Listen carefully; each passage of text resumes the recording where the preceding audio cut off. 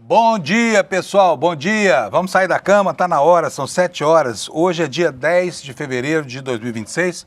Nós estamos começando mais uma edição aqui do seu Desperta, para que você saia da cama bem informado. Eu espero que você tenha um dia muito feliz hoje e atento às pegadinhas aí que estão no seu caminho, tá? Aqui da nossa parte, nós vamos chamar sua atenção para o que está acontecendo lá em Brasília, porque o que está acontecendo em Brasília é definidor, afinal de contas, né, dos nossos desígnios, dos nossos destinos aqui. E tem algo em que você deve prestar atenção. Em princípio, os jornais de hoje trazem uma notícia muito boa, tá? A notícia boa é a seguinte: o Hugo Mota tirou da gaveta a pauta da PEC do fim da jornada 6x1. Parece uma maravilha, né? O coronel Hugo Mota, de repente, colocando um assunto desse que afronta diretamente, né, a estrutura colonial do trabalho brasileiro, mas não é assim, tá? Tem muitas arapucas no caminho e a jornada será longa. Sabe por quê? Porque a direita brasileira não quer perder a parada. Então, disfarçado sob a máscara, né, de uma benesse social que vem aí, uma pauta que é muito querida, enfim, ao povo do Brasil, especialmente ao campo progressista, pode trazer, na verdade, pode se comportar como um cavalo de Troia, tá? Então, por exemplo, olha, já vou colocar uma pulga aqui na sua orelha, tá bom? Tudo bem. Você pode trabalhar menos dias na semana, mas mais horas durante a sua jornada semanal? Pode. É só você aumentar a jornada de trabalho. Por exemplo, passando de 40 para 44, ou para 48, ou para 60 horas. Você concentra tudo em 5 dias e pronto. Está feito aí o estrago sobre essa discussão da jornada 6x1.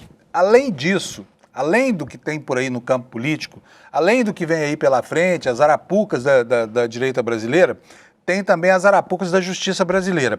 Ontem, o Supremo Tribunal Federal tomou uma decisão que fere de morte a CLT.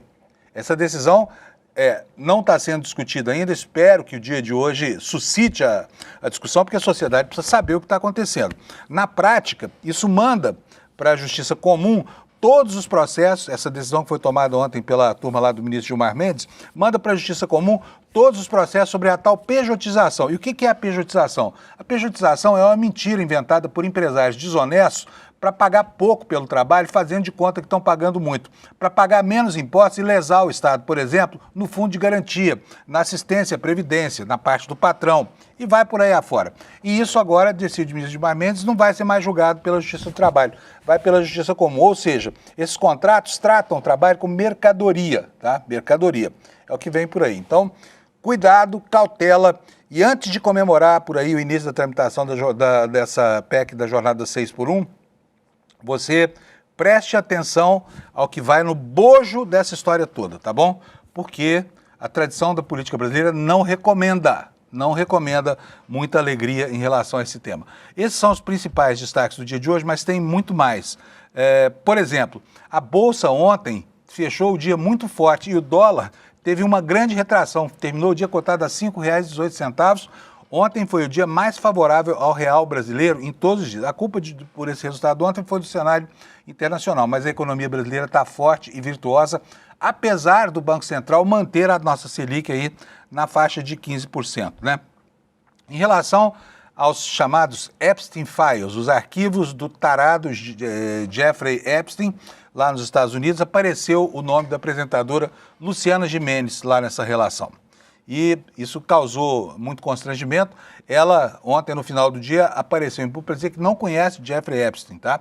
Mas o nome dela está lá em 4 movimentações em uma conta que pertence a ela no Deutsche Bank.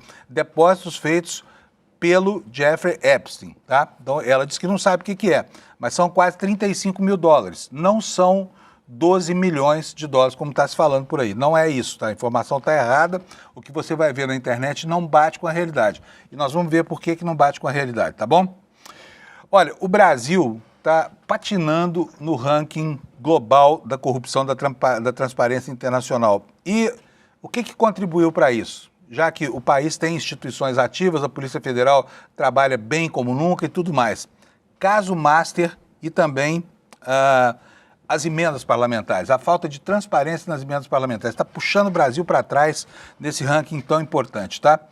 E olha, para terminar aqui os destaques, surgiu mais uma denúncia de assédio contra o ministro Marco Buzzi, do Superior Tribunal de Justiça, que já é acusado de, no dia 9 de janeiro, ter assediado sexualmente a filha pós-adolescente de um casal de amigos de muitos anos. Tá? Então, as denúncias começam agora a se avolumar contra esse personagem do judiciário brasileiro. E lá no CNJ já foi ordenada a instauração de um novo procedimento para investigar essa última denúncia que chegou por aí. Esses são os destaques. Eu agora vou chamar o meu querido companheiro Alex Amorim, porque nós temos também novidades no futebol. Alex, bom dia. Bom dia, Panunzo, bom dia a todos, bom dia, audiência. Terçamos finalmente. Lembrando que terça-feira é bem fácil, bem fraquinha assim. Eu até tô com a voz bem abalada ainda, Panunzo, tô parecendo, não sei o que tá acontecendo. Tô falando a gritaria bem do jogo do Corinthians, é isso, de Palmeiras? Sim, os efeitos colaterais do grande grito que eu dei ali domingo. Mas vamos nessa, Panunzo. Vamos nessa. Ô Alex, deixa eu só ler uma coisa, deixa eu te falar uma coisa. O Alex está sendo elogiadíssimo aqui por vocês da nossa audiência. Eu sei que vocês gostam dele, mas não sabia que era tanto, tá? Depois eu vou trazer aqui os comentários hoje. Não sei se eu devo não, porque o Alex vai ficar com a bola muito cheia. Sim. Pode ficar vaidoso e parar de falar com os pobres aqui do estúdio, né? Corre esse risco aí. Mas depois eu vou ver aqui, se tiver tempo ainda no jornal de hoje, eu vou trazer aqui alguns comentários feitos sobre você, tá bom, Alex? Perfeito, Panunzo, eu ia falar perfeito, Alex. Ficar numa vaidade que, pelo amor de Deus. Vamos lá, Alex. Enquanto você não fica famosão assim a ponto de parar de falar comigo... Que nada, você vai ser meu padrinho no jornalismo, Panunzo. Nunca esquecerei de você. Fala pra mim, Alex, o que nós temos de novidade hoje no futebol? Hoje a Mega Sena vai pagar 47 milhões, hein? Sim. Tá acumulado aí. Eu nunca ganhei nem rifa na escola, nunca ganhei prêmio nenhum. Tá chegando a minha hora. Aí nós temos aqui o Caio Marinato, aqui no ICL, que é o nosso grande homem aqui das loterias. Ele coordena os bolões, ele é muito bom nisso, né, Alex? Mas ele não ia jogar justo hoje que a gente vai ganhar a Mega Sena sozinho, Alex. Sim, pode uma coisa dessa? Lembrando que ele é tão bom que ainda não conseguiu o prêmio, mas está tentando e um dia vai chegar esse prêmio e, se Deus quiser, vai ser o mais próximo, que hoje ele não fez o joguinho, né, Panunzo? E só para você saber, só em bolões da Mega Sena nós já gastamos mais ou menos um prêmio da Mega Sena aqui e não adiantou nada. Sim. Alex, vamos lá, fala para mim do futebol, vai. Bora nessa, Panunzo. Eu tava pesquisando aqui, dei aquela analisada, porque de segunda-feira ali é meio fraca, porém, hoje teremos o jogo entre Vitória e Flamengo, ali na Manuel Barradas, o nosso querido Barradão, lá na Bahia. Vai ser o jogo da terceira rodada às 9h30. Lembrando que esse jogo dá entrada ali à terceira rodada do Campeonato Brasileiro. Então eu creio que vai ser um jogo parelho, mas o Flamengo é favorito como sempre, como em qualquer time aqui do Brasil. Eu creio que o Flamengo vai vencer, mas vamos analisar e a gente traz esse resultado do jogo de hoje amanhã no Desperta, Panunzo. Muito bom. É só isso por hoje, Alex? Isso, só isso hoje. Tá tendo a Olimpíada de Inverno lá na Mila Cortina 2026. Hoje teremos algumas modalidades como o ski jumping, que é salto de esqui, biatlon, cross country skiing, short track e curling. Olha, falei bem inglês. Caramba! Eu tô melhorando, Panunzo. Muito bom. Então, são as Olimpíadas de Inverno, é isso? Isso. Como é que chamam os esportes? Você repete pra gente, porque muitos eu nem sabia que existia. Vamos lá. Sky jumping, que significa é salto de esqui. Pular pro céu. Isso. Aí teremos biatlon, cross country skiing, short track e curling. Isso aí eu não sei o que significa. Vamos procurar no chat GPT aqui, porque daí a gente já informa, porque eu tenho certeza que tem muita gente que não sabe o que é curling. Isso. Tá, e lembrando, para nos antes de finalizar aqui, ontem a Rita Souza, a nossa querida ouvinte aqui do Desperta, mandou no meu Instagram que falta 500 dias para a Copa do Mundo Feminina, que vai acontecer no Brasil. Então vamos aguardar, que falta poucos dias aí para a nossa tão sonhada Copa Feminina aqui no Brasil, Panunzo. É Copa de Futebol? Isso, que vai acontecer daqui 500 dias ou agora 499 dias. Muito bom. Que venha. Sim. Que venha, a mulherada tá dando brasileiro. Show nos homens do Brasil, viu? Futebol hoje é esporte feminino no Brasil, porque os marmanjos só dão vexame. Sim. Né? Vamos principalmente os marmanjos do Palmeiras. Tá bom, Alex. Obrigado, viu? Bom dia para você. Pessoal, bom, vamos aqui para a meteorologia. Antes da meteorologia, nós temos uma situação de muita chuva nos últimos dias, especialmente aqui no sudeste brasileiro, né? Então o terreno está hidratado e aí começam a acontecer os alertas, porque muita gente morando em costa, em beira de serra. O Brasil não tem um programa de habitação racional, então os mais pobres acabam se pendurando nos lugares mais absurdos do mundo e o poder público não faz nada, acaba deixando acontecendo. E aí nós temos isso aqui que você vai ver na tela sua aí, olha. Risco de deslizamento em 30 cidades do estado de São Paulo, tá? Colocam 30 cidades em estado de atenção, tá? Matéria do Guilherme Jerônimo da Agência Brasil, aqui replicada no nosso site, diz o seguinte: a Defesa Civil Estadual de São Paulo mantém 30 cidades em estado de atenção para risco de deslizamento nesta segunda ontem, né? Os municípios são das regiões metropolitanas da capital e de Campinas, além do litoral norte e Baixada Santista. É onde tem os problemas de sempre. Aqui na capital, na Grande São Paulo, por causa da superpopulação, da densidade altíssima que empurra os pobres para áreas de risco, né? E no litoral, porque é uma região serrana e onde também não há nenhum tipo de cuidado com ocupação irregular de terrenos de encostas, tá? Bom, a informação diz que essas cidades apresentam um conjunto de condições de risco elevado, com áreas nas quais houve acumulado de chuva acima de 70 milímetros desde a última sexta-feira, além de previsão de novas precipitações nesta segunda-feira. E a previsão é de muita chuva, tá? 70 milímetros, para que você tenha uma ideia do volume disso, são 70 litros de água para cada metro quadrado de área. Então, se você tem um terreno de 100 metros quadrados, você tem 7 mil litros de água ali caindo do quintal dessa casa, um quintal pequeno, tá?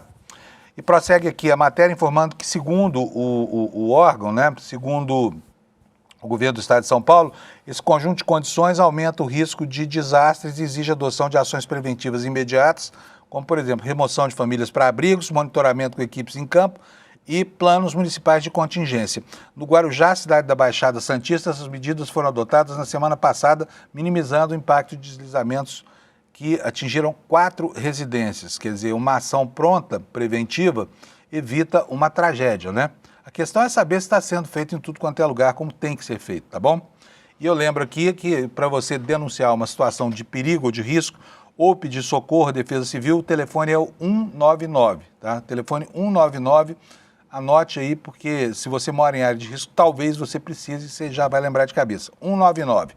Lembra da lojinha de 1,99, Defesa Civil, você consegue o socorro que necessitar, tá bom? E aqui tem a lista dos municípios, olha, São Paulo, Francisco Morato, Franco da Rocha, Mairiporã, Santana de Parnaíba, tudo isso na zona norte de São Paulo, tá? Agora no litoral, ó, Bertioga, Guarujá, Santos, São Vicente, Caraguá, Jacareí, Lagoinha, Lorena, aqui já é Vale do Paraíba, lá embaixo, quase na divisa com o Rio de Janeiro, São José dos Campos, na Mantiqueira, São Sebastião, Ubatuba, Santo Antônio do Pinhal, São Luís do Paraitinga, Iperó, Laranjal Paulista, Mairinque, Salto, Bragança, Campinas, Campo Limpo Paulista, Cordeirópolis, Indaiatuba e Jundiaí. Bom, temos mais aqui informações, né, sobre a meteorologia. Eu vou dar isso aqui antes de falar sobre a previsão do tempo para hoje. Olha, mais notícias aí no horizonte da climatologia, a ciência que estuda o clima, não apenas a meteorologia, que estuda a condição meteorológica no dia de hoje. O mundo teve o 5º mês de janeiro mais quente já registrado na história, apesar do frio nos Estados Unidos e na Europa. A temperatura média foi de 1,47 graus Celsius acima da era pré-industrial, segundo dados do Observatório Copérnicos. E a Groenlândia passou por um calor muito além do esperado, enquanto o continente europeu vivenciou o frio recorde desde 2010. Quer dizer, o clima está quente lá na Groenlândia, né? O Trump de olho naquilo, o gelo quer se mandar de lá. Bom, vamos para a previsão do tempo agora. Começamos aqui com a previsão numérica. Esse aqui é o mapa da previsão. As áreas que estão aí em azul, em verde, especialmente as que têm um núcleo vermelho, são as áreas com mais probabilidade de chuva. Vocês podem ver que elas se espalham aí por praticamente todo o território brasileiro, deixando como exceção aí o Nordeste brasileiro, uma parte, e o Sulzinho lá embaixo e o estado do Paraná, né? Portanto, vem muita água por aí no dia de hoje. Vamos ver aqui nos avisos meteorológicos o que está perigoso, o que não está. Desde que a página do INMET se forme aqui no meu computador, porque senão você não vai ver nada. Aí, ó, vimos aqui, olha.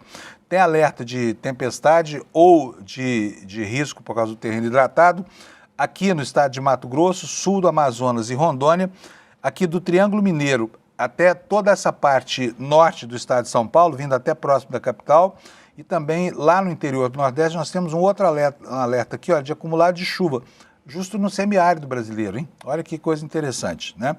Então, esses aqui são os alertas, mas nós temos, além dos alertas de cores mais avermelhadas, ou seja, de maior gravidade, nós temos também toda essa área aqui em amarelo, onde deve chover forte durante o dia de hoje.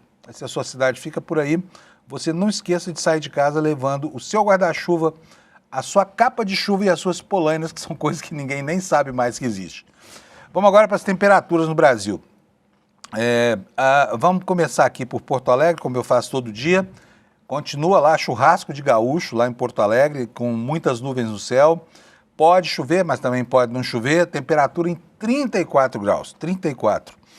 Em Florianópolis, nuvens, pancadas de chuva isoladas e 30 graus de temperatura, né? Se não fosse a chuvarada, ia ser um bom dia para a praia. Em Curitiba, nuvens com pancadas de chuvas isoladas e máxima de 28 graus. Em São Paulo, chove pra caramba, máxima de 28 graus Celsius. Vai ser um dia um pouco mais fresco do que ontem. Lá no Rio de Janeiro, a temperatura vai a 31 com chuva. Em Vitória, a mesma previsão, 34 de máxima. Em Belo Horizonte, a temperatura chega a 28 graus Celsius. E assim terminamos o Sudeste brasileiro, né? Vamos agora para o Centro-Oeste. Começando aqui por Brasília. Brasília vai chover, para a alegria dos brasilienses, a temperatura vai a 27 graus Celsius. E em Goiânia, a mesma temperatura e a mesma previsão do tempo. Em Campo Grande vai ter muita nuvem, mas vai chover durante a tarde lá e a máxima vai chegar a 33 graus Celsius. Não chove no sulzinho do Mato Grosso do Sul. Em Cuiabá, nuvens, pancadas de chuva e 29 graus. Um verão tranquilo lá para os cuiabanos, né? Que normalmente assam essa época do ano. Em Porto Velho chove, temperatura máxima de 30. Em Rio Branco chove menos, com 30 graus de temperatura máxima também. Manaus, a temperatura vai a 33. Em Boa Vista, um dia só de nuvens no céu, com 35 graus de calor. Em Macapá, 31 graus de máxima, com possibilidade de chuva isolada. E a mesma coisa em Belém, 32 graus de temperatura máxima. E em Palmas, no Tocantins, nós teremos 30 graus de máxima, muitas nuvens e pancadas de chuva ao longo do dia. Agora vamos aqui para o Nordeste brasileiro, começando por São Luís, muitas nuvens, 29 graus, mas não há previsão de chuva. Em Teresina, máxima de 35. Ontem eu falei, tá vendo? São Pedro às vezes acho que assiste aqui o sério, porque ontem eu falei do verão com temperaturas menores do que a tradição nessa época do ano, que é muito quente, e Teresina hoje ultrapassa aí a marca dos últimos dias da temperatura chegando a 35 graus. Mas para quem mora no Piauí é refresco isso aqui, né, gente? Fala sério. Fortaleza, nuvens, chuva isolada, 28 graus Celsius de temperatura. Em João Pessoa, 32 graus, também pode chover durante o dia. Em Recife, 32, terra de Lula Costa Pinto, 32 graus Celsius de máxima. Não deve chover, dia bom para a praia. Em Maceió, 30 graus com nuvens no céu, muitas nuvens. Em Aracaju também muitas nuvens com 30 graus Celsius de máxima. E vamos finalmente aqui para Salvador, capital dos baianos e soteropolitanos. Máxima de 30 graus, muitas nuvens no céu, mas sem previsão de chuva para hoje, tá? Essa é então a meteorologia do nosso dia de hoje. Agora você vai ver aqui os destaques na capa do iclnoticias.com.br. Então aqui os destaques do dia, olha. Esse cãozinho lindo aqui do lado, né, é uma marca dos nossos tempos. A gente até já se familiarizou com a carinha dele estampada em manchetes todos os dias, porque o que fizeram com ele é uma... Não vou nem falar de desumanidade, porque a humanidade anda tão desumana, é uma descaninidade, né, a maneira como ele foi morto. E a coisa continua repercutindo por lá, né? A Amanda Miranda está informando na coluna dela de hoje que a promotoria do Ministério Público de Santa Catarina vai investigar o delegado-geral que é pré-candidato. E daqui a pouquinho eu vou contar para vocês o que está acontecendo por lá, tá bom? Outra manchete, essa aqui é a manchete principal, reunião de líderes expõe tensão sobre supersalários e isola o PL. Encontro no fim da manhã dessa segunda-feira, ontem, portanto, teve irritação de Hugo Mota e cobrança ao governo e PL sem protagonismo. O PL está isolado, né, por conta das suas posições. Agora mudou a manchete aqui, e isso diz respeito a um assunto que nós vamos tratar hoje. A Justiça Americana foi avisada sobre a riqueza significativa de Epstein no Brasil.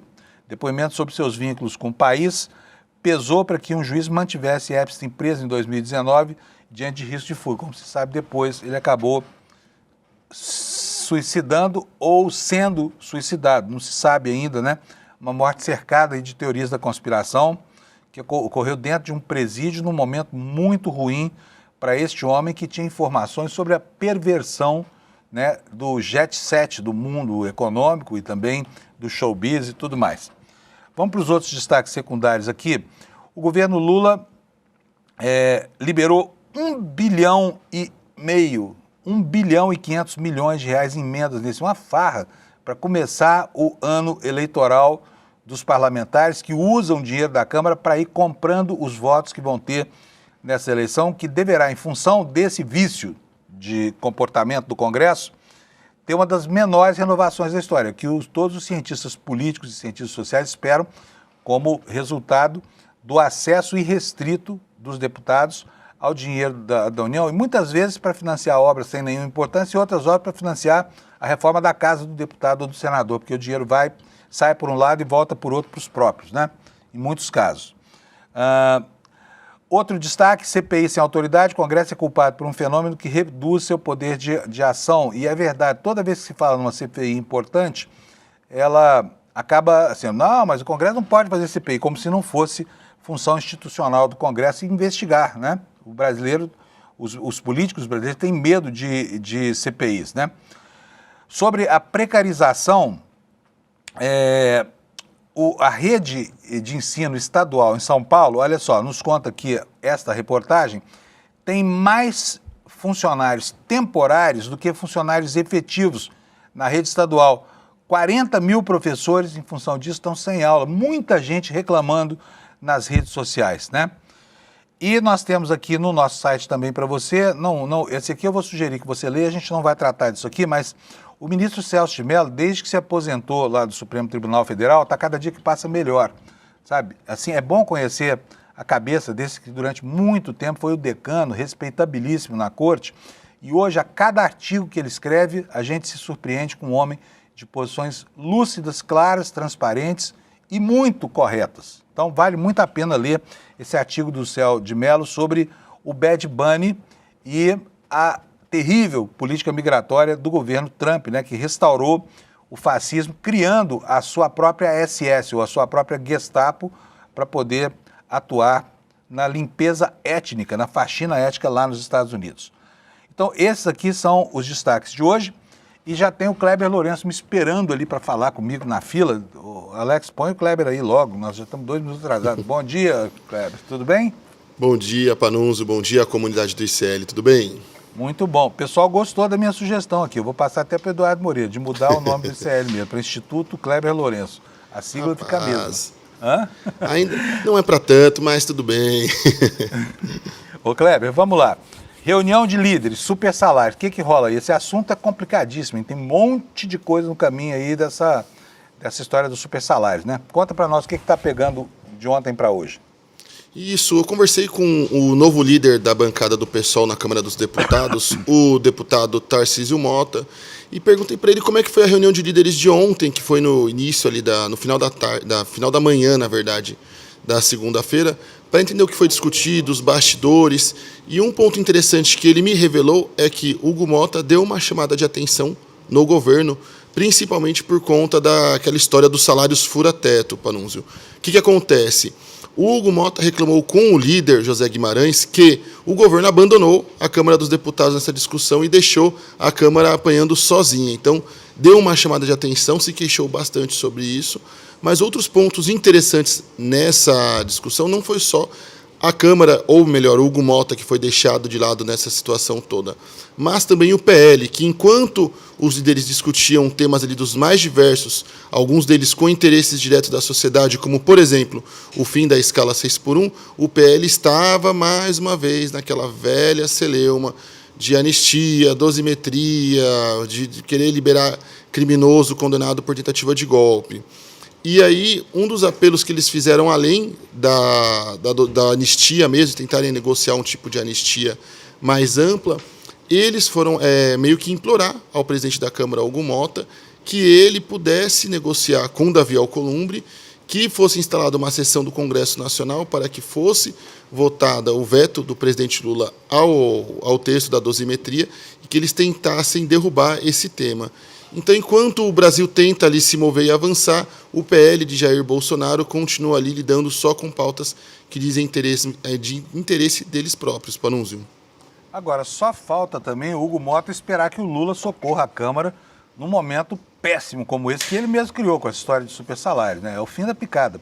E ontem a Mônica Bergamo, só para complementar a informação do Kleber, informou que o presidente Lula não vai vetar, né? O que, para mim, é um desastre completo, porque, afinal de contas, só o veto corrige esse negócio. Porque a decisão do Flávio Dino de conter o fura-teto, né, Kleber? É bom a gente lembrar, ela é para penduricários que não estão previstos em lei. Esses que inventados aí pelo Hugo Mota, para os apaniguados dele, lá na Câmara, para os chefes e para os diretores por indicação política, isso tem lei, tá?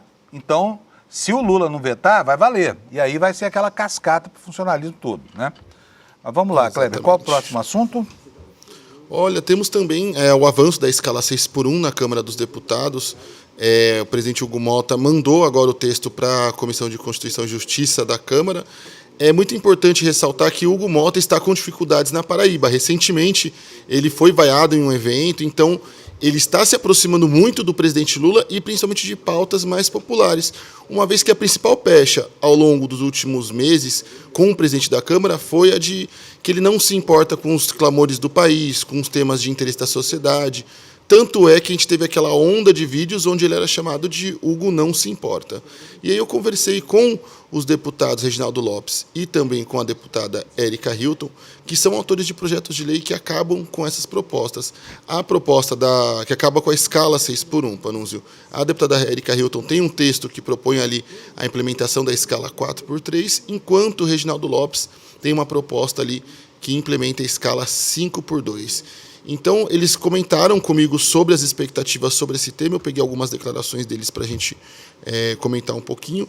O Reginaldo, ele comentou que o envio da PEC para a CCJ é apresentado como um movimento necessário para dar método, previsibilidade e seriedade ao debate, tirando o tema do campo da promessa e colocando numa engrenagem institucional da Câmara. Ou seja, ele vê ali o movimento de Hugo Mota como mais um passo para a concretização dessa pauta, para não ficar só na especulação, só no famoso na volta a gente compra, que é o corriqueiro na Câmara dos Deputados. Já a deputada Érica Hilton falou que esse movimento é fruto não só do trabalho dela, do mandato dela, em torno do tema, já que a gente deu várias notícias e foi acompanhando ali a atuação da parlamentar nesse assunto, mas ela também disse que vem de um fruto direto da pressão da sociedade e ressalta que para que o texto consiga, de fato, sair do papel, avançar ali de vez e vá para a sanção presidencial, vai ser necessária ainda mais pressão da sociedade e que os movimentos sociais e outros setores da política brasileira continuem mobilizados em relação a este assunto. Panunzio. Pois é, e aí tem coisas colaterais acontecendo que podem colocar em risco todo esse esforço. A jornada de trabalho pela Constituição, segundo a Constituição, é 44 horas semanais. Se tirar, hoje é possível distribuir essas horas de maneiras diferentes, né, Kleber? Só para a gente lembrar aqui. Então, você pode ter uma jornada de 8 horas por dia, trabalha 4 no sábado, você completa as 44 horas semanais. Mas você também pode ter uma jornada distribuída ao longo de 5 dias com um número maior de horas, não é legal. Agora, se acabar com a jornada 6x1, mas não diminuir o tamanho da jornada semanal, não vai adiantar nada. As pessoas vão trabalhar o mesmo tanto porque trabalharão mais horas por dia. E é o que está sendo gestado aí pela direita brasileira, argumentando que a simples redução da jornada de 6x1 para 5x2, com a consequente redução da jornada de trabalho, aumentaria o custo Brasil, né? Só para a gente lembrar, é uma das maiores jornadas do mundo e existem diversos projetos de emenda constitucional e projetos de lei no Congresso prevendo a redução paulatina até 36 horas por semana, que é uma jornada compatível com o que se pratica hoje em vários países capitalistas muito bem-sucedidos, como, por exemplo, a Alemanha, né, o Kleber? Exatamente. A proposta tanto do Reginaldo quanto da Érica, inclusive, falam diretamente sobre a redução das horas semanais, até para evitar esse pulo do gato que a extrema-direita vem tentando dar nessa proposta. Então, isso colocaria perder, né, uma mobilização desse tamanho, um consenso desses, colocaria perder. Bom, vamos lá. Próximo assunto.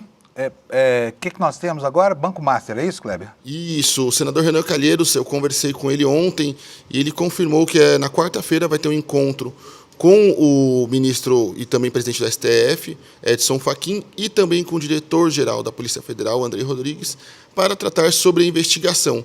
Sobre esses encontros, o senador Renan Calheiros ele disse o seguinte para mim, Panunzio: nas visitas que fizemos ao TCU e ao Banco Central, tivemos uma boa receptividade e postura colaborativa. Tenho certeza de que esse espírito se repetirá nessa nova rodada. O ideal, neste caso, é a transparência. O sol é o melhor detergente de todos. É bem bacana porque o Renan Calheiros tem todo esse jeito poético ali de se pronunciar, mas ele está bem determinado ali em acompanhar de fato, de perto, as investigações e as apurações referentes ao Banco Master. Também hoje, a comissão, grupo de trabalho, também conhecido como Comissão Master, fará uma reunião para que sejam votados requerimentos de requisição de documentos, de reuniões com autoridades e oitivas sobre o caso. Então, teremos um plano de trabalho ainda mais elaborado e saberemos os próximos passos dessa comissão ao longo do dia, Panunzio. Muito bom, beleza, maravilha. Próximo assunto, Kleber. Maravilha. E para fechar, Panunzio, acho que o mais importante é aquele general, o Mário Fernandes, que a gente vem comentando aqui já há algumas semanas, sobre a insistência do Exército em tentar oferecer trabalho para os militares condenados na tentativa de golpe. Agora o Mário Fernandes, que teve aquela sugestão de trabalhar com a formulação de conteúdo e educação dos militares e que teve essa proposta recusada pelo ministro Alexandre de Moraes, recebeu uma nova proposta do Exército e teve essa proposta aprovada agora pelo ministro Alexandre de Moraes. A ideia é que ele fique responsável pela conferência de contra-cheques, pagamentos e também pelo almoxarife da Biblioteca do Exército. Então, ele ficaria responsável por receber as obras, livros, fazer a catalogação desses materiais ali e o fichamento desses conteúdos para a Biblioteca do Exército. Nesse caso, e até analisando bem também o escopo de trabalho, a gente vê que é uma decisão coerente, já que não é um trabalho direto de formação com as forças, Panunzio. Ele está apenas trabalhando, de fato, de forma mais operacional na parte administrativa, sem ter que lidar com assuntos estratégicos. Então, era o caso ideal ali, era o cargo ideal que fosse dado, só chama a atenção ali a insistência do Exército de ficar preocupado em oferecer constantemente trabalho para esses condenados. E um outro ponto interessante também, que até o momento, e eu reitero essa cobrança que eu faço quase que semanalmente aqui no Desperte CL, até o momento o ministro Alexandre de Moraes não explicou por que o general Paulo Sérgio Nogueira pôde trabalhar numa área estratégica do Exército, segue trabalhando com essa formulação de conteúdo, revisão de materiais para a formação de oficiais, e outros militares que tiveram proposta semelhante tiveram essas propostas recusadas. Até o momento, só o general Paulo Sérgio continua em função parecida na área estratégica do Exército. Também a gente, quando critica aqui, né, essas autorizações, inclusive que o Supremo deu, sem questionar nada, deu primeiro a autorização para depois falar, uai, que é isso que a gente autorizou?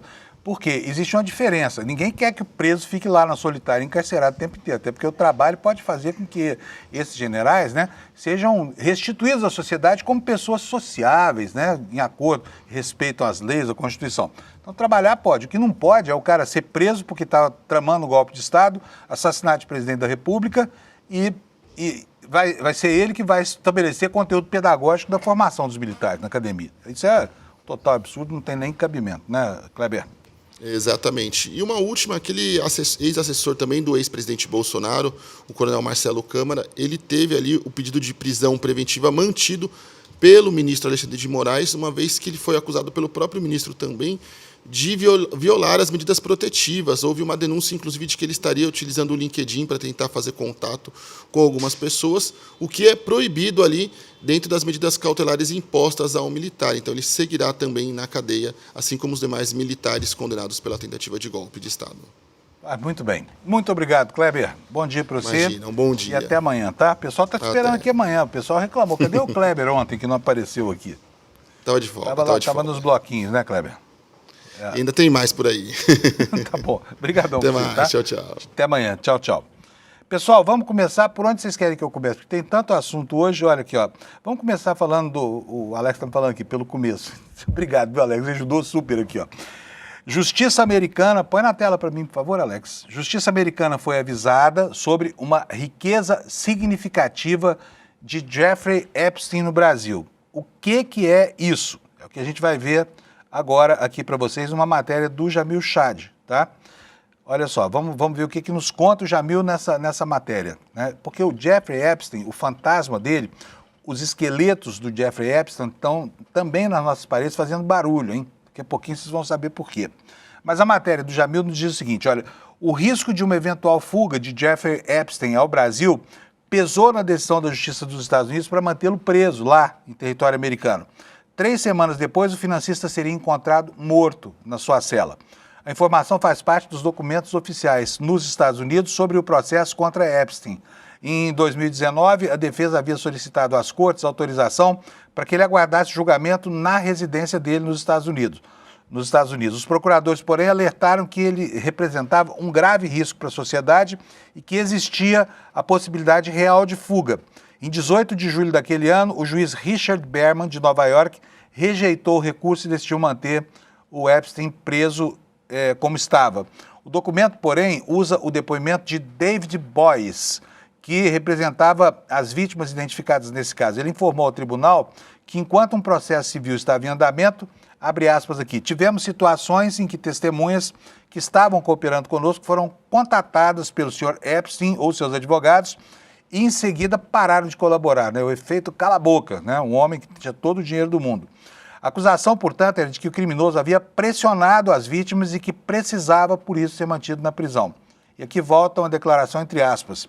A combinação das supostas ações enganosas do réu, o acesso a recursos financeiros substanciais, as frequentes viagens internacionais, a completa ausência de vínculo com os Estados Unidos e os extensos laços com países estrangeiros sem extradição demonstraram que o réu representa um sério risco de fuga, é o que diz esse documento avaliando os motivos da negativa do direito de aguardar o julgamento em casa para esse degenerado norte-americano.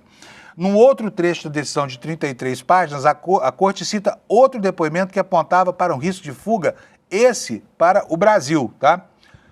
Abre aspas de novo aqui. O fator crucial, no entanto, é a ausência de viagens do réu para os Estados Unidos e suas extensas viagens para o Brasil, com o qual não existe um tratado de extradição, afirmou o documento. E sem um tratado de cooperação, a extradição entre os dois países passa por um processo muito lento e que poderia permitir que o financista fosse blindado aqui no Brasil de uma eventual condenação. Considerando a totalidade das circunstâncias, o tribunal concluiu que o governo demonstrou, por preponderância de provas, que o réu representava, naquele momento, um sério risco de fuga e que não havia condições que poderiam ser estabelecidas para garantir razoavelmente o seu comparecimento ao julgamento. Foi o que ele completou. E aqui, depois você lê o restante aqui no nosso site, tá? A matéria do Jamil está na capa e está aí aberta para todo mundo. É só você vir no iclnoticias.com.br para encontrar aí o link e ler a reportagem completa do Jamil Chad. Por que o Epstein tinha tantos interesses no Brasil, né? Porque agora, como eu falei agora há pouco, o esqueleto na parede começa a fazer barulho, começa a incomodar. E começa a incomodar gente famosa, tá? Começa a incomodar gente famosa, por exemplo, como a Luciana Gimenez, tá? A Luciana Gimenez apareceu, o nome dela aparece, não só o nome dela, o nome de 2 filhos dela, aparecem, os 2 filhos e ela, em transações bancárias determinadas pelo conglomerado lá do Jeffrey Epstein. Eu corri atrás disso aqui para saber exatamente de que maneira esse nome dela aparecia. Vou mostrar aqui para vocês agora, vou só colocar aqui na minha tela para que o Alex possa rebater aí para vocês. Olha aqui, ó. Esse aí é um dos registros, tá? São 4 operações e o registro de um saldo de um valor muito pequeno, de apenas $22, que aparece mesmo como resíduo de outras operações. Isso aqui é uma ordem de pagamento, é uma ordem de depósito bancário para o Deutsche Bank, que ficava no número 60 da Wall Street. É o banco onde a Luciana Gimenez tem conta. E o nome dela está aqui, olha. Tá vendo só? Luciana Gimenez Morad. É ela mesma, a Luciana Gimenez da televisão. E aí na internet começou um fervor. A Luciana Gimenez ganhou $12 milhões do Jeffrey Epstein. Não são $12 milhões. O valor é bem menor. Esses aí são os valores de todas as operações. Eu ontem peguei o documento original. Ele é uma planilha muito confusa, os valores não estão alinhados. Então tem momentos ali que a gente se confunde mesmo. Mas passando um pente fino nos dados e decodificando essa sopa de letrinhas, a gente chega a isso aqui, olha. São 4 registros de operações de depósito, né, de valores que vão de 22 mil até 252 dólares, que foram feitos, olha, de 2014 até 2018, tá? E aí, o último registro, a última linha embaixo que você vê, um registro de 19/2 de 2019, é aqui, ó, um valor residual que aparece em um relatório de 2019, 22 dólares e 9 centavos. Portanto, são 4 operações, tá? A mais importante delas é a primeira, do dia 10 de novembro de 2014, em que foi ordenado o depósito da importância de 22 mil dólares redondos na conta da Luciana Gimenez, tá? Depois, no dia, aliás, no mesmo dia, tá? No mesmo dia 10 de janeiro de 2014, houve mais um depósito de 11.904 dólares, tá? E aqui a coisa já soma quase 34 mil dólares. Depois, no dia 31 de outubro de 2018, 4 anos depois, houve um depósito de 254 dólares, apenas um depósito pequeno, e no dia 31 de outubro, outra vez, mesma data, né, 252,61, e aqui há uma curiosa associação, porque há uma instrução lá para transferir para um dos filhos dela esse valor em caso de morte. É um valor irrelevante, né, para o tamanho da fortuna que ela tem. E a última linha, como eu disse, ela diz respeito a um valor residual que sobrava nessa conta. Aí a Luciana Gimenez ontem se manifestou, pode tirar da tela, por favor, Alex, eu quero ver se eu acho aqui a matéria aqui falando sobre a manifestação dela. Ela se manifestou dizendo o seguinte, que ela não conhece, tá aqui, ó, mostrar para vocês aqui, tá no site Notícias na TV, né, no site do UOL, tá aqui, olha, Luciana Gimenez quebra o silêncio após ser citada em arquivos do caso Epstein, e diz assim, deixa eu tirar essa barra daqui para você ler melhor aqui junto comigo, olha, a divulgação de milhões de documentos do caso Jeffrey Epstein, financista norte-americano condenado por abuso sexual, que tinha relações com pessoas poderosas de todo o mundo, né, começa a incomodar aqui no Brasil. Para os brasileiros, a surpresa foi o nome da apresentadora Luciana Gimenez ter surgido entre aqueles que receberam dinheiro em transferências ordenadas por Jeffrey Epstein. Na noite de segunda, ontem, a ex-contratada da Rede TV se pronunciou sobre o caso, afirmou que não entende o motivo de ter sido citada nos arquivos. A assessoria dela divulgou o seguinte, Luciana Gimenez esclarece que nunca conheceu Jeffrey Epstein e que jamais teve qualquer tipo de contato pessoal, profissional ou financeiro com ele, informou uma nota divulgada pela apresentadora. E essa nota diz mais, fala assim, a apresentadora reforça que nunca compactuou, nem compactuaria com práticas ilícitas ou criminosas, repudiando de forma categórica qualquer tentativa de associar seu nome a essas situações. E a nota também diz que após identificar a menção a seu nome nos documentos disponibilizados no site do Departamento de Justiça, ela entrou em contato com o Deutsche Bank, lá onde ela mantinha a conta, para tentar entender a razão dessa vinculação indevida, aguardando uma resposta, né? Aí prossegue mais um trechinho a nota, dizendo o seguinte, inicialmente, conforme informações preliminares obtidas junto ao banco, o governo americano solicitou os registros da instituição financeira em determinados períodos, sem qualquer seleção e individualidade de dados ou vinculação específica. Não está explicado, né, o motivo disso. Essas transações são transações retiradas dos extratos da conta do Epstein, né, e por ordem da justiça americana, e elas mostram que efetivamente aconteceram essas operações. Não sei se para Luciana Gimenez 33 mil dólares é pouco dinheiro a ponto de não ser notado, né, esse valor na conta dela. De qualquer forma, ela diz que não sabe. Eu quero apenas registrar aqui, não quero defender ninguém, nem nada disso, só isso é um registro factual, tá? Na internet estão acusando essa apresentadora de ter recebido 12 milhões de dólares. Não é verdade, não acredite nisso. Isso que está na internet hoje é uma informação que foi colocada ali com base num erro de interpretação de uma tabela que realmente não está clara, tá bom? Bom, é isso aí. Passamos aqui pelo caso Epstein, mas eu ainda tenho mais algumas coisas aqui no meu PDF para vocês, porque eu queria mostrar aqui como é que operava esse sujeito, né, esse Jeffrey Epstein. E por que desse interesse no Brasil? Vocês viram agora há pouco o Jamil contando para a gente que uma das razões pelas quais ele foi mantido preso é porque tinha viagens muito frequentes aqui ao Brasil, né? E o registro dessas viagens é um registro curioso. Jeffrey Epstein tinha muita vontade de ter revistas de moda aqui no Brasil.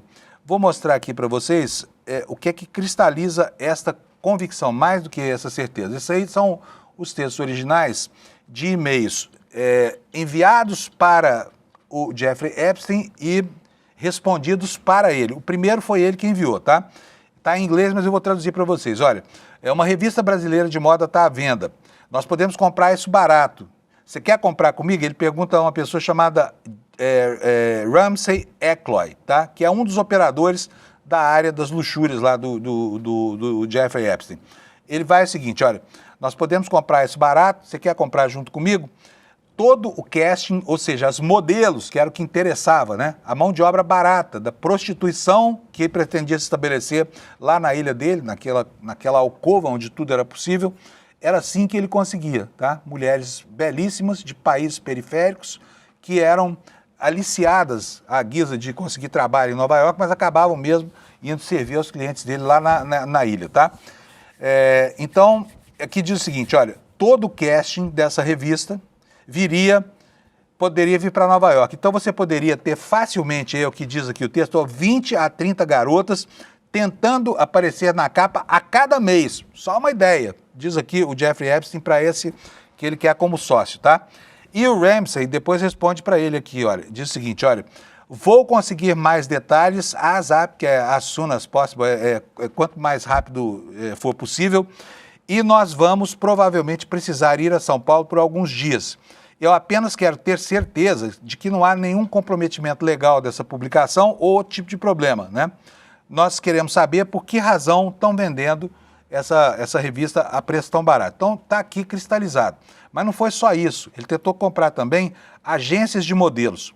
Ontem mostrei para vocês que havia uma conexão muito perversa, que trazia inclusive crianças, né? Tratava inclusive das crianças que ele servia para os degenerados que levava para lá, né? Mostrei para vocês isso que você vai ver aqui, olha. Mas aqui tem um erro de anotação. Eu fui confirmar ontem, conferir na documentação original, e a idade assinalada aí está errada de acordo com o documento original, que se der tempo eu vou mostrar para vocês. O que diz esse e-mail aí?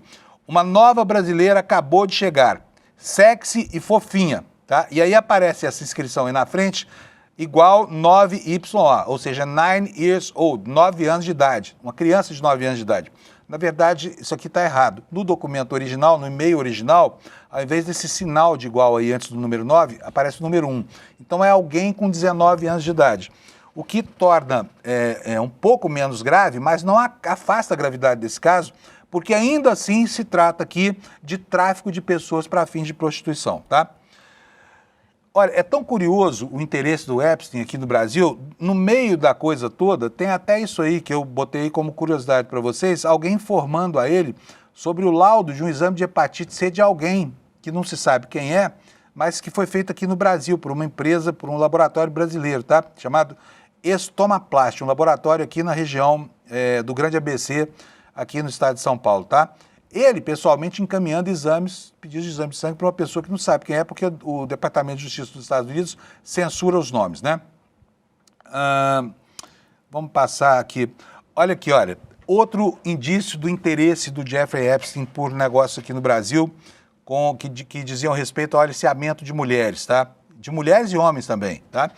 Tá aqui, ó, o mesmo Ramsey Eckloy com quem ele conversa sobre a compra de uma revista. Agora, tratando aqui da compra de uma agência de modelos no Brasil, a agência Joy. Existe até hoje, tem 2 sucursais no Brasil, tem uma em São Paulo e outra em Porto Alegre. E esse Ramsey pergunta assim, Jeffrey, você está na cidade? Olha, vou me encontrar agora com o dono da Joy Models. Esse é o nome da agência, tá? Diz aqui no texto, olha, é uma das agências no Brasil que estão à venda e aqui está o site deles. Ele manda o site. Esse site está no ar até hoje, a agência existe, tá? E aí ele coloca aqui, ó, existem 2 revistas à venda no Brasil que eu estou observando. Eu penso que seria divertido comprar o casting dos editoriais e as capas em Nova York e isso iria contribuir também com a produção de algum conteúdo. Ele está falando de conteúdo aqui para alimentar as próprias revistas. Mas o interesse claro aqui é na obtenção do casting, ou seja, nas modelos e nos modelos, né? Aí ele diz o seguinte, ó, eu tenho um amigo que se encontrou comigo dias atrás e está levando para o pessoal da agência Joy uma carta de intenção.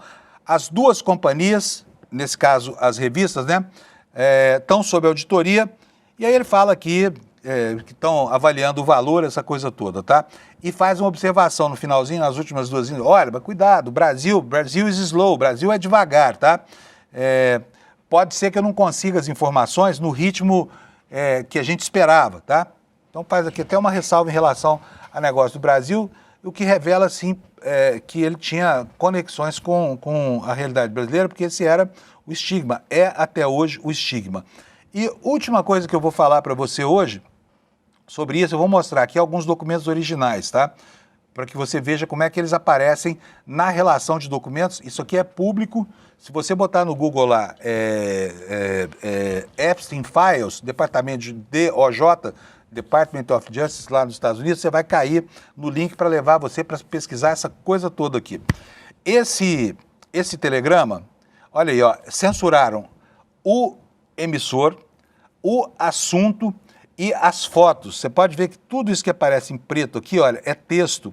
Só que não censuraram uma coisa importante, que é o quê? A logomarca da companhia a quem era destinado o e-mail. Quem era a companhia? Era uma agência chamada Agência Mademoiselle. Essa agência aliciava modelos no Brasil, essa agência que fica na França, aliciava modelos no Brasil que depois eram levados para a ilha do Jeffrey Epstein. Então é esse o ambiente, o circuito, e é essa, digamos assim, são essas as intenções desse degenerado aqui no Brasil. Ele vinha aqui como um predador atrás das mulheres. E é uma pena que o Departamento de Justiça, preocupado em proteger as relações entre Epstein e Trump, tenha censurado de tal forma que é quase impossível. A gente tem que olhar isso aqui com lupa, num microscópio eletrônico, para poder conseguir um indício de quem seriam as pessoas ligadas a essa história toda. No caso dessa agência, se chama Agência Mademoiselle, é uma agência de Paris. Ela tinha relações com uma pessoa do Epstein chamada Jean-Luc, que era quem fazia o agenciamento das modelos lá e cá. E havia no Brasil uma mulher, uma recrutadora, cujo nome não se sabe, essa já foi objeto de escrutínio da agência pública, numa reportagem em novembro do ano passado, que fazia a busca, era uma espécie de headhunter das mulheres que seriam traficadas para esse esquema do Jeffrey Epstein, entendeu? Então é isso, tem muita correspondência curiosa, tem muita curiosidade, mas tem muita informação importante entre essas coisas que aparecem nesses arquivos do Jeffrey Epstein e muito disso tangenciando aqui o Brasil, tá? Próximo assunto. Eu gostaria muito de ter tido a Amanda hoje, ela infelizmente não pôde vir aqui, mas tem uma suíte, ou seja, tem uma atualização do caso do cãozinho Ovelha, lá no sul do país. Está aí a manchete para você. Por caso Ovelha, a promotoria do Ministério Público de Santa Catarina vai investigar quem? O delegado-geral, tá? E as relações que levaram a polícia a ter um comportamento errático nesse episódio aqui, que está muito claro, está muito bem estabelecido, né? E o delegado-geral é pré-candidato nas eleições deste ano, tá bom? E as suspeitas são crime de abuso de autoridade, violação de sigilo funcional, ato de improbidade administrativa, tudo isso vai ser analisado após ter sido feita uma série de representações. E o que a Amanda está informando aqui na coluna dela? A 40ª Promotoria do Ministério Público de Santa Catarina, responsável pelo controle externo da atividade policial, instaurou um procedimento investigatório e preparatório para eventuais ações penais e de improbidade administrativa contra o delegado-geral da Polícia Civil de Santa Catarina, Ulisses Gabriel, pela atuação dele no caso Orelha. A investigação busca rastrear condutas ilegais atribuídas ao delegado-geral e apurar se ele teria cometido o crime de abuso de autoridade, todos esses que eu falei, tá? Por quê? E também por revelar fato ou circunstância de quem tem ciência em razão das atribuições e que deve permanecer em segredo, proporcionando beneficiamento por informação privilegiada ou colocando em risco a segurança do Estado e da sociedade. O procedimento também vai verificar se houve a utilização de publicidade oficial para a promoção pessoal desse delegado.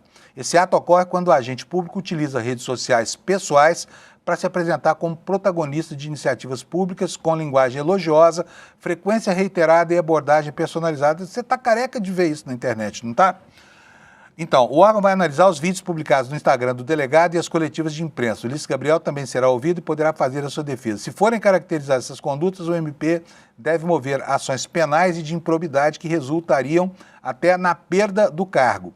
A 40ª Promotoria não está envolvida com as diligências do caso Orelha, mas entrou no assunto provocada por uma série de representações acerca da conduta do delegado. As partes fizeram essas representações e a Secretaria de Segurança Pública já foi notificada. E aqui a Amanda está dizendo para nós, na coluna dela, que as investigações também ganham uma dimensão política, porque às vésperas do início do período eleitoral, por quê? Porque o Ministério Público e a Polícia Civil são parceiros em uma série de ações institucionais e o Ulisses, o delegado que vai ser investigado, é pré-candidato declarado, tá? Essa é a atualização de hoje do caso Orelha, esse cãozinho que foi sacrificado pela brutalidade, pela desumanidade de gente que foi capaz de torturar esse animal, infligindo a ele os piores tipos de sofrimento, né? Mas a morte dele conseguiu chamar a atenção do país para a necessidade de punir quem maltrata os animais brasileiros, porque isso é algo muito, muito comum no Brasil. Uma pena. Vou mostrar para vocês agora uma matéria que está no site Conjur. É um site que a gente não costuma mostrar por aqui, mas hoje eles têm aqui, olha, uma matéria bem importante, um assunto que está passando ao largo da opinião pública. Eu quero chamar a sua atenção para esse assunto. Eu tenho mais 3 minutinhos apenas, e isso aqui é realmente importante. Então, vou até aumentar o tamanho da letra para você ler junto comigo, tá? O que aconteceu? O Supremo Tribunal Federal, por decisão da segunda turma, decidiu que processos relativos à pejotização, que é a corrupção da CLT, da legislação trabalhista no Brasil, agora serão julgados pela Justiça Comum. Isso significa o seguinte, que se o sujeito for levado pelo patrão dele a assinar esses contratos fraudulentos de PJ, ele vai ter que se haver com a Justiça Comum. Não vai ser levado em consideração que aquilo era trabalho disfarçado, era um contrato de trabalho disfarçado de um contrato de uma relação entre empresas. Então, a manchete está aí para você ver, competência para julgar contrato de prestação de serviço é da Justiça Comum, decide o Supremo Tribunal Federal. A decisão é essa aqui, olha, é lícita a terceirização da atividade fim pelas empresas e dessa forma as relações de trabalho estabelecidas a partir de contratos de prestação de serviço entre pessoas jurídicas, a famosa pejotização, devem ser analisadas pela Justiça Comum, não mais pela Justiça do Trabalho, ainda que se discuta a alegação de fraude à legislação trabalhista. Foi o entendimento da segunda turma do Supremo Tribunal Federal para anular uma decisão que reconheceu o vínculo trabalhista entre um advogado e um escritório de advocacia e determinou a remessa dos autos à Justiça Estadual. Então, a Justiça do Trabalho já tinha decidido o assunto. E aí houve um recurso ao Supremo que mudou o entendimento e sepultou a CLT no Brasil.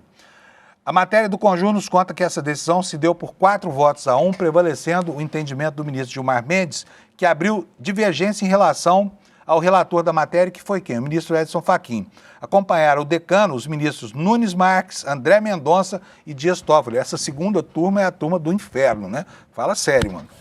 Em seu voto, Gilmar fez duras críticas da Justiça do Trabalho, segundo ele, tem se negado reiteradamente a aplicar os entendimentos do Supremo sobre a questão.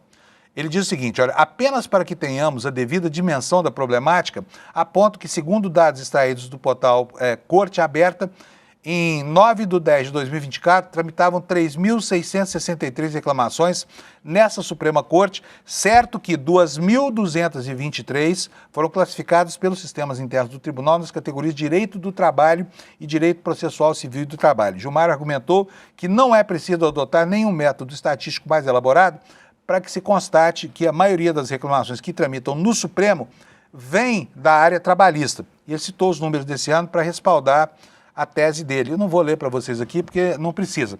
Mas aí é aquele negócio, olha, estamos abarrotados de trabalho aqui, está provado que os assuntos da Justiça do Trabalho vêm parar aqui. Por quê? Porque o Supremo tem uma decisão nesse sentido que o TST não conhece, porque o entendimento da Justiça do Trabalho é outro. E aí ele resolve matar a CLT, ele e esses 3 outros ministros, né? Dias Toffoli, Gilmar Mendes, quem mais? Nunes Marques e já tiro o quarto para você aqui, é muito nome na cabeça, às vezes atrapalha. Mas é isso, a segunda turma então decidiu que acabou a CLT no Brasil. Basta que o seu patrão imponha a você um contrato de PJ para que você passe a ser tratado pelo Supremo como se você fosse uma empresa, tá? Apesar de que, né, empresa não come, não tem filho na escola, não tem nada disso. Mas é assim que esses ministros querem que o assunto seja tratado, tá? Gente, acabou o meu tempo aqui, mas vai começar daqui a pouquinho o N1 e eu preciso convidar mais uma vez você, porque hoje faltam só 2 dias para esse evento aqui.